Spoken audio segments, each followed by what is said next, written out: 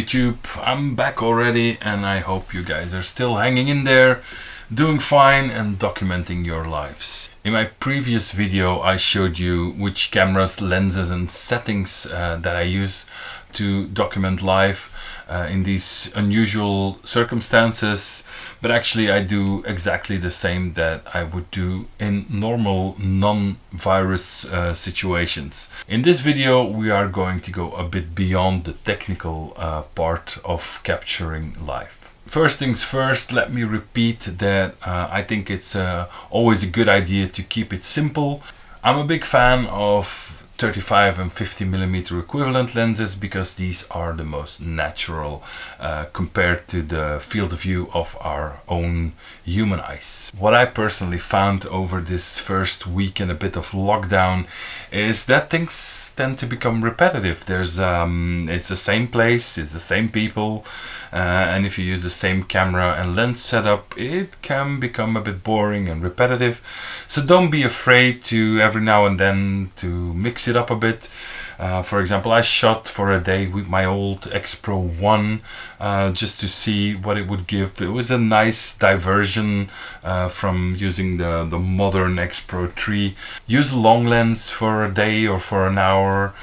Shoot black and white only, shoot full manual, use a fisheye, whatever it takes to keep you into the project, whatever it takes to keep your creative juices flowing. By just switching it up every now and then, you can keep things interesting.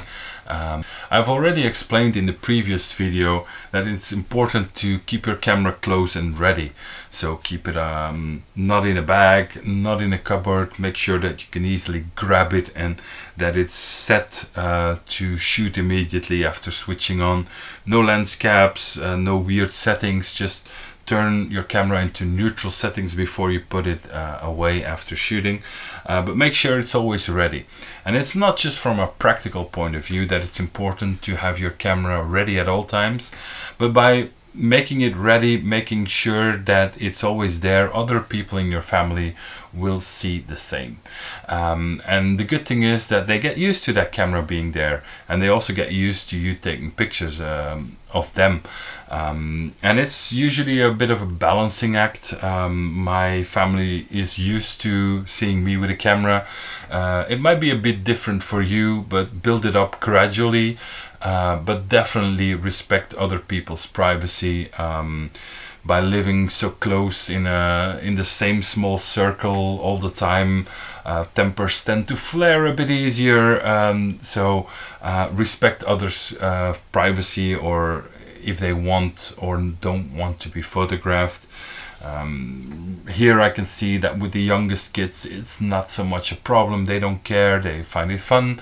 But with my two oldest teenagers, 15 and 17, it's a bit different, and I can completely understand them. So I tend to respect their privacy a lot. I still want to make pictures of them. I still have pictures of them, although I don't show many, just out of respect for the other people in your family. And even if you don't show them to the world, they're still going to be important pictures for your own family archive. Day to day, things seem pretty much the same, and they probably are from a visual point of view. They look the same, but your feelings might change. And I think it's very important as a photographer or any kind of artist or storyteller to be very aware of what you feel, of what you think before you actually start shooting or writing or painting or whatever. So always ask yourself the question, how am I feeling? And try to photograph that feeling rather than just the situation there is. My feelings in these situations are all over the place. There's times where it's nice and that I enjoy a slower pace. There are other times when I'm afraid, when I'm scared, when I'm frustrated, when I want to go out and cannot do that. And in the house, that situation, it looks exactly the same, but the feeling is different. So take your feeling and shoot from your feeling, trying to translate that feeling into a picture, because that is what storytelling is about. What helps me in this process is to write down, keep a bit of a diary, how I'm feeling, how the day went, how the next day went, how I look back onto a week ago, things like that. You have to be aware of these things, and writing them down helps me a great deal in understanding my own feelings, into acknowledging my own feelings, and in turn that helps me to photograph them better. There are many ways to photograph and document a situation like this. There's the obvious things like, oh, my daughter is doing homework. We are cleaning out the garage because we have some more time. We have to keep distance. There's a line in front of the supermarket and the people are staying 2 meters apart. Those are very literal ways of documenting things, but you can also look at details. You can also look at snippets of life. Maybe your feeling of fear and anxiety can translate in a more abstract picture or something. So look a bit beyond, look a bit towards how other people are photographing. Like, for example, my friend Patrick Larocque is keeping a bit of a diary on his blog about his confinement and his family confinement, and he shoots like completely different than I do, but I get inspired by his almost abstract but very rich images. There's a lot of emotion in these images, and the way that he does it by just working with shapes and forms and colors and light and dark. So look around at what other people are doing. There's a lot of people documenting their lives right now, and see if you can pick some interesting ways to photograph and to express yourself a bit differently, in order to get a bigger variety of story elements that you can use later on to reconstruct this time in our lives. We are very limited in where we can shoot. The light is pretty much the same all the time unless the weather changes. The situation is the same, the place is the same, the people are the same. So there's a lot of limitations surrounding us, and that makes it harder to make these spectacular pictures, because spectacular pictures, they stand out because they're different. They look visually different from what we usually do, what we usually see, what we usually experience. So that makes it a bit harder, and that's frustrating, and it's not encouraging to have very little options. But don't see the work that you're doing right now, the documenting of life, in terms of single pictures. It's in the body of work that, in my opinion, lies the value of documenting these times. It's about the boredom sometimes, or the normal, or the simple, or the ordinary. I find our lives having lots of ups and downs in a day. It's like very condensed, the ups and downs. Usually there's a couple of ups and downs over a week, and now it seems like there's a year of ups and downs compressed into a single day. I cannot usually grab that in one eye-catching picture, but if I look at my images that I took over even a single day, then I can see and express this feeling of this condensed ups and downs cycle. Look at it as a body of work, and even if you don't see the strength of that whole body of work right now, you will see it later on. Sometimes it needs a bit of time, it needs a bit of distance to put it together in a way that it tells the story. And some of us will start doing that right now. Others will maybe just look at a huge folder of images in years' time, and only then understand how much of that story is told in the body of work. Other people will curate it into a book or a blog post. It doesn't matter how you do it, but I think it's very important to understand that this is not about single images.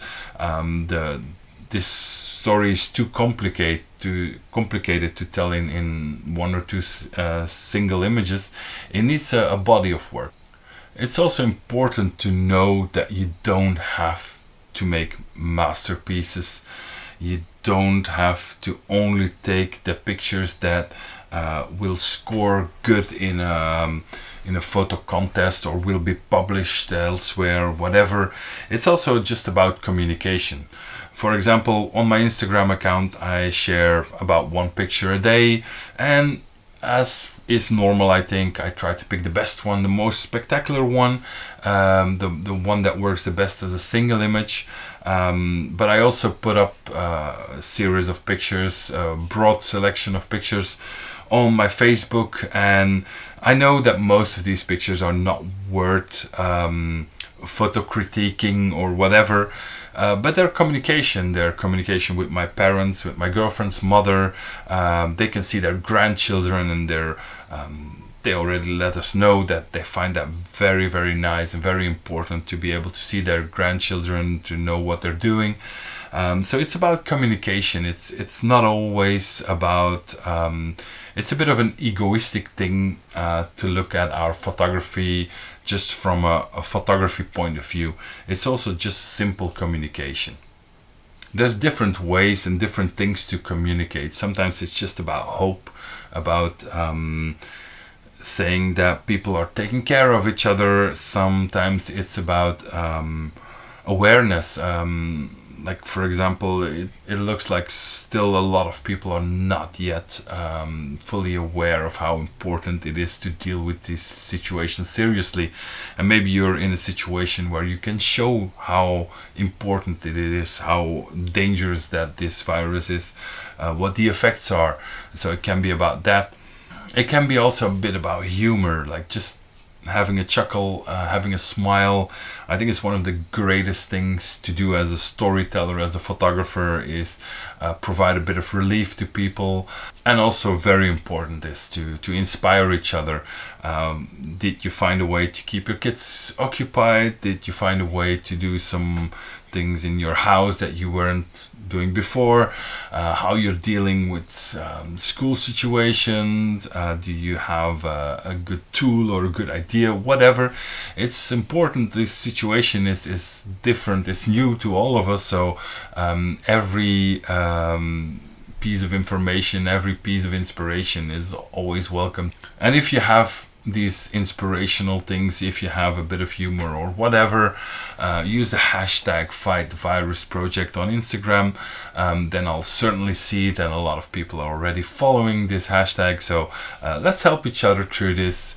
It's not an easy situation, but we can make the most of it. When this lockdown started, I figured I would have plenty of time to make videos for you. Turns out that things like homeschooling and everything take up a lot more of my time, and of course these are priorities. So these videos are a bit improvised, no fancy b-roll, no big scripts, just some thoughts written down.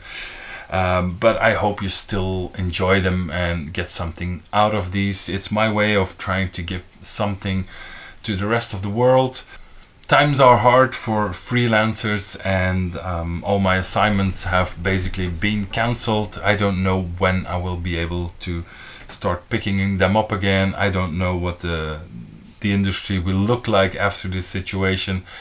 So I had the opportunity to take a job as an employee where I can work from home. I'm starting this job tomorrow, so I'll probably be doing this by the time you see this. A full-time job, and all the other things going on will take up a lot of my time, but I will still try to make a video every now and then. If there's things that you want to know, let me know in the comments, and I'll try to answer to that whenever I can, as much as I can. There's still my Instagram account and my blog to follow, where I can share some things every now and then too. And if I have the time, I will definitely make a new video. That's it for now, and I hope to add something soon. I hope you all stay safe and try to find some happiness in this situation. Try to get the most out of it, and I will see you hopefully soon. Thanks, stay safe, and see you soon.